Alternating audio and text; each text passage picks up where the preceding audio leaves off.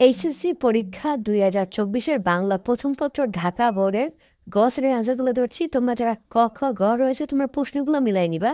তো এখানে আমরা গ শ্রেণীর অ্যান্সারগুলো বলে দিচ্ছি একে একে। একের অ্যান্সার হচ্ছে ক, দুইয়ের অ্যান্সার হচ্ছে তোমার এখানে ঘ, তিনের অ্যান্সার ঘ, চারের হচ্ছে ঘ, পাঁচের ক, পাঁচের খ, ছয়ের হচ্ছে ঘ, সাতের গ, আটের গ, নয়ের ক, দশের ক, 11-র খ, 12 নম্বরে হচ্ছে গ।